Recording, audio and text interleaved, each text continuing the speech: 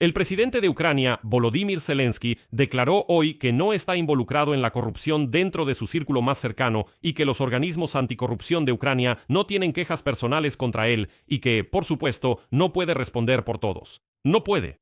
Contó que el exministro de Defensa, Mikhail Fyodorov, lo engañó e incluso lo avergonzó en Estados Unidos ante Donald Trump y que incluso quería tomar el poder y convertirse en ministro de guerra. Contó que para finales de año, Ucrania igualará a los rusos en cuanto a territorios y alcanzará la paridad, sea lo que sea que eso signifique. Y contó que las elecciones en Ucrania ahora destruirán al país. Por eso las elecciones serán después de la guerra, y que en general es imposible terminar la guerra por ahora, ya que ninguno de los aliados da garantías de seguridad, y tampoco le ofreció esa opción. ¿Cómo se pueden llevar a cabo las elecciones en Ucrania? Dice que ninguno de los socios que pidieron estas elecciones explicó cómo realizarlas. El presidente Zelensky realizó una conferencia de prensa cerrada para los medios afines y respondió allí a las preguntas más delicadas en formato off the record, es decir, fuera de grabación. Ahora los medios leales aseguran que hicieron preguntas tanto sobre Fyodorov como sobre la corrupción y que las respuestas les parecieron satisfactorias. Pero los periodistas de la oposición aseguran que eso solo fue una farsa y plantean contrapreguntas. ¿Y el presidente? ¿Puede el presidente no saber sobre la corrupción en su círculo más cercano? ¿Y cómo puede no saber que el aparato de la oficina del presidente se comunica, por ejemplo, con el polémico Timur Mindich? ¿Que desde Israel da instrucciones? En general, analicemos y discutamos ahora la última declaración del presidente ucraniano Volodymyr Zelensky, que fue pronunciada precisamente en esta conferencia de prensa cerrada. Me llamo Alexei Pechi, vamos a discutir este tema juntos, pero antes de empezar, les pido que se suscriban a este canal, den like al episodio y escriban su comentario. Entonces, el presidente de Ucrania, Volodymyr Zelensky, después de los llamados a realizar una conferencia de prensa con periodistas ucranianos, después de que incluso hubo intentos de registrar una petición en el sitio web de la oficina del presidente, la cual por alguna razón no registran, y después de los llamados a que Zelensky debe responder a las preguntas urgentes sobre la corrupción y los cambios en el gobierno. Porque el silencio de la oficina presidencial ya empezaba a ser ensordecedor, Zelensky finalmente realizó esa conferencia de prensa, pero no frente a las cámaras. Y no fue grabada, y solo para algunos periodistas leales seleccionados. Sin embargo, mi tarea aquí no es evaluar el formato en sí, sino analizar lo que se dijo en esa conferencia de prensa del presidente de Ucrania. Por supuesto, ahora a todos les preocupa el tema de la corrupción en la oficina del presidente. Zelensky afirmó que los jefes de los organismos anticorrupción no tienen preguntas dirigidas directamente a él. Y según sus palabras, él entiende, o mejor dicho, ellos entienden que él, es decir, Volodymyr Zelensky, personalmente no está involucrado en actos de corrupción. Así fue como el presidente comentó sobre los casos de corrupción relacionados con los exrepresentantes de la oficina del presidente, en particular la ex subjefa de la oficina del presidente, Irina Mudra, quien, según las grabaciones de la NABU, sugería no luchar contra la corrupción, sino encabezarla y sistematizarla. Y también lavaba dinero en efectivo guardado en bolsas para pagar fianzas de 150 millones de grivnas por el exministro Chernyshev. Y según las palabras de Volodymyr Zelensky, él no tiene ninguna información adicional sobre estos casos que no esté en el espacio público. Dice que no sabía nada, no vio nada y que en general no tiene nada que agregar a todo esto. A continuación, una cita de Zelensky. Había suficientes detalles para despedirla. De hecho, escuché junto con ustedes algunas conversaciones sobre ciertos actos reales o potenciales. Discutir esto ahora no es correcto.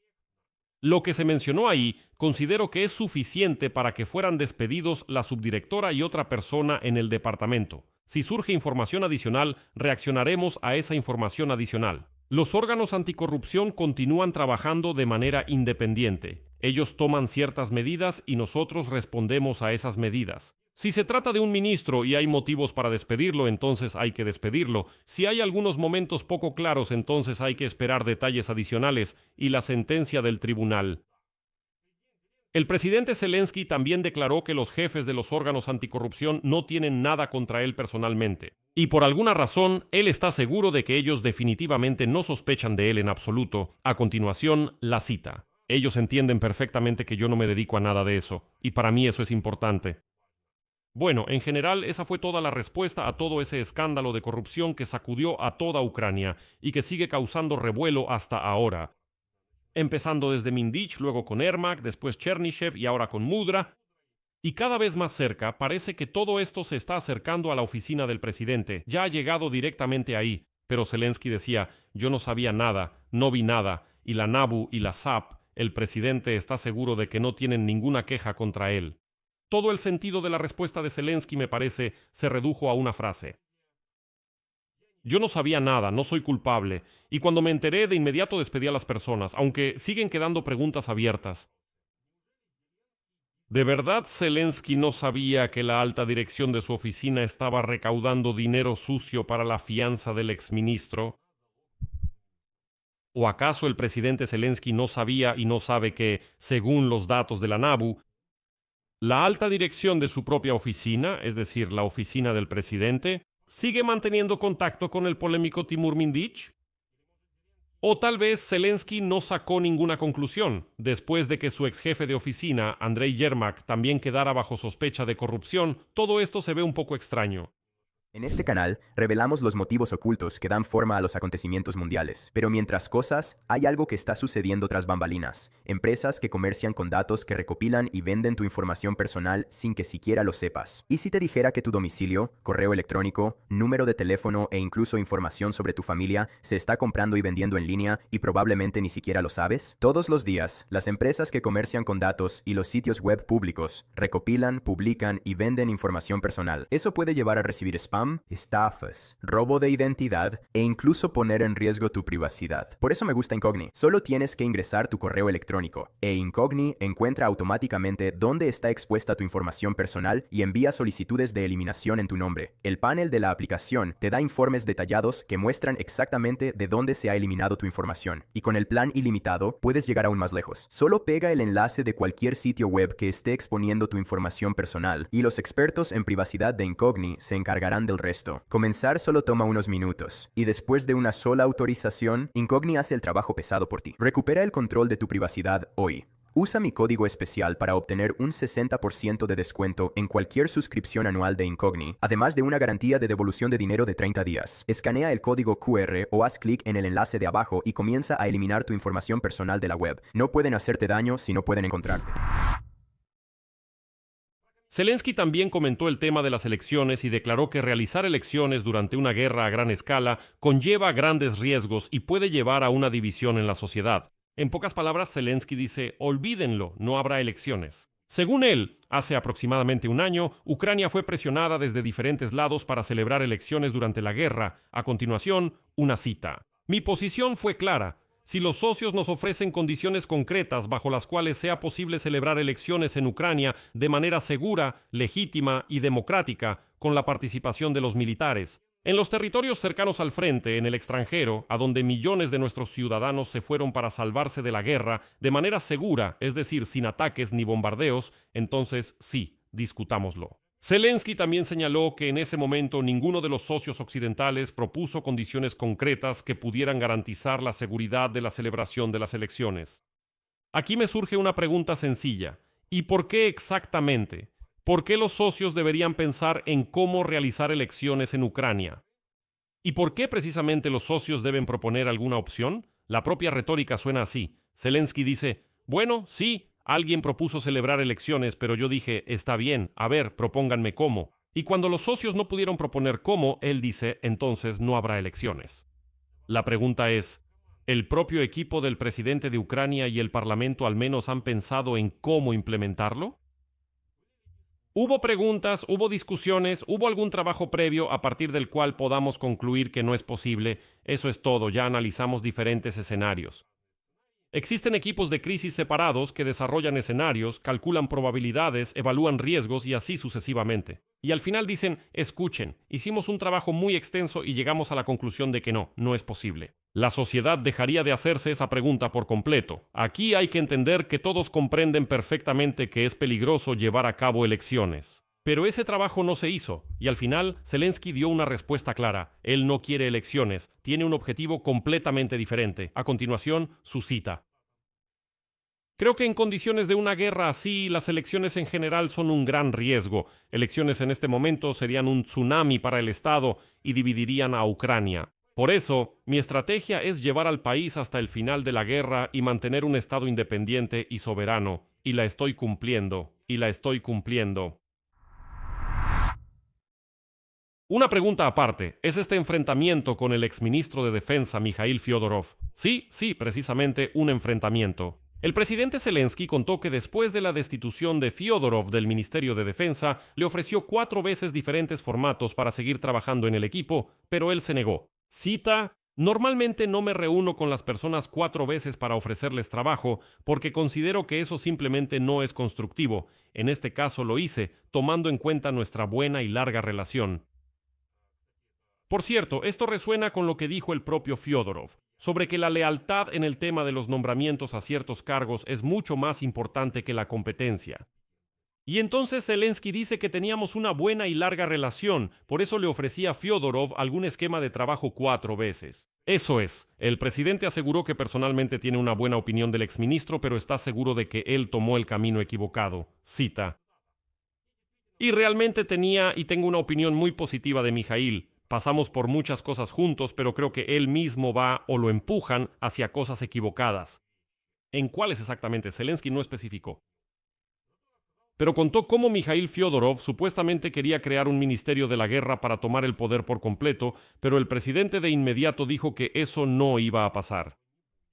Zelensky explicó que el Ministerio de Defensa es responsable del suministro, mientras que el mando del ejército debe seguir siendo una función separada, determinada por la legislación. Según él, después de la primera conversación, Fyodorov respondió que había escuchado al presidente, pero más tarde intentó alcanzar el mismo objetivo de manera indirecta. A continuación, cito a Zelensky: "Le llamé al principio y le dije: Ministerio de Guerra, cuando no hay comandante en jefe y el jefe del Estado Mayor está prácticamente bajo tu mando, olvídate de esa presentación".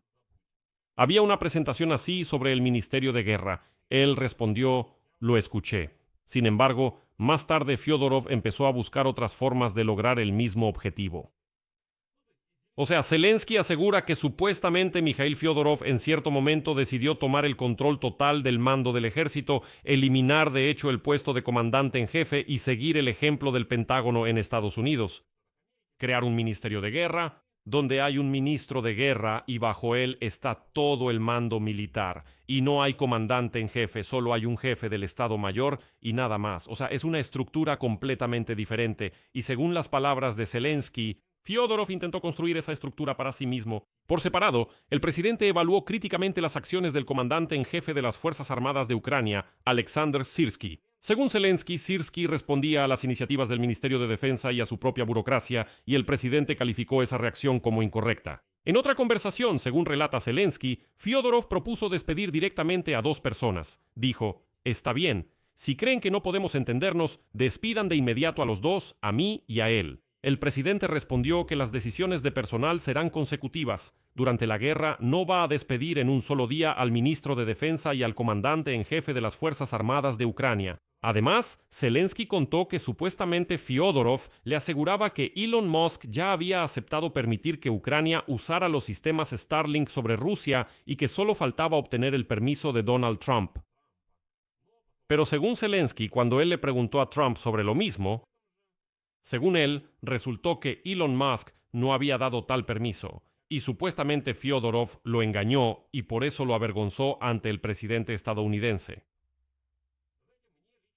¿Saben? A mí personalmente esto me recordó otra conferencia de prensa en formato off the off-rec en noviembre de 2023. Esto fue antes de mi decisión, cuando todavía estaba en Kiev y asistía a ese tipo de eventos. Entonces, Zelensky declaró a los periodistas, también en ese mismo formato, como la conferencia de prensa actual, es un formato cerrado. Que el responsable del fracaso de la contraofensiva de 2023 fue el propio Valery Zaluzhny, porque, en su opinión, calculó mal cuántos vehículos blindados se necesitaban para la ofensiva. Dicen que Zelensky y el equipo de la oficina del presidente tenían una visión sobre cuánto equipo militar se necesitaba y a dónde enviarla, mientras que Zaluzhny tenía otra visión y que Zaluzhny se equivocó, por eso es culpable. Eso sonaba extraño, pero casi 3 meses después, como recuerdan, Zelensky destituyó a Zaluzhny y lo envió como embajador al Reino Unido. Y el último detalle. Zelensky declaró que para finales de 2026, Ucrania espera alcanzar la paridad en cuanto a la superficie de los territorios ocupados por Rusia desde principios de año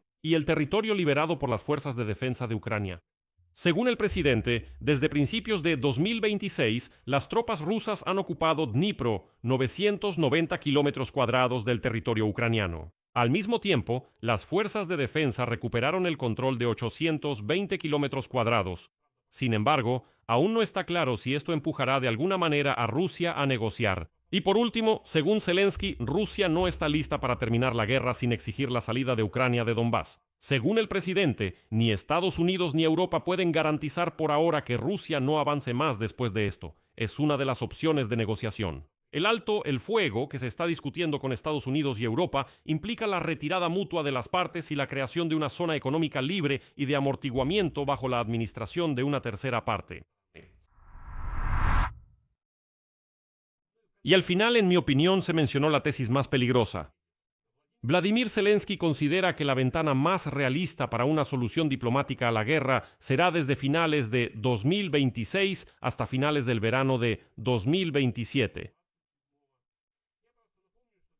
Solo quiero recordar que estas ventanas aparecen cada 6 meses y cada 6 meses se posponen otros 6 meses más. Durante toda la guerra a gran escala hemos escuchado, al final de este año, luego no, mejor para mediados o finales del verano seguro, y después eso se pospone para el próximo año. Y considero que es una estrategia muy peligrosa, una estrategia muy desalentadora. ¿Por qué? Porque eso hace que la gente crea en un final relativamente pronto de la guerra y luego se decepcionan de manera muy dolorosa. Miren lo que pasa, y así sucede cada 6 meses. Es decir, Zelensky dice que la siguiente ventana de oportunidad para terminar la guerra es desde finales de 2026 hasta finales del verano de 2027, y la gente empieza a organizar su vida esperando que esas predicciones se cumplan, empiezan a ajustar su vida pensando que, bueno, para finales del verano de 2027 todo definitivamente terminará. Pero puede que no termine, y entonces la gente una vez más se decepciona, cae en ese hoyo y así se repite constantemente. Solo recuerden cuántas veces Volodymyr Zelensky y el jefe de su oficina, Kirill Budanov, dijeron que la guerra estaba a punto de terminar, que se abría una ventana para la diplomacia, que pronto comenzarían las negociaciones. Eso es realmente muy peligroso. La gente simplemente no puede vivir en esa ilusión constante. Aquí dejaré puntos suspensivos. Escriban su opinión y sus conclusiones en los comentarios de este episodio. Amigos, si quieren apoyar el trabajo de este canal independiente de YouTube, les agradeceré cualquier apoyo que puedan dar, ya sea en forma de donación o a través del patrocinio en YouTube. Todos los enlaces y detalles sobre cómo hacerlo están en la descripción de este video. Eso es todo. Cuídense. Adiós a todos.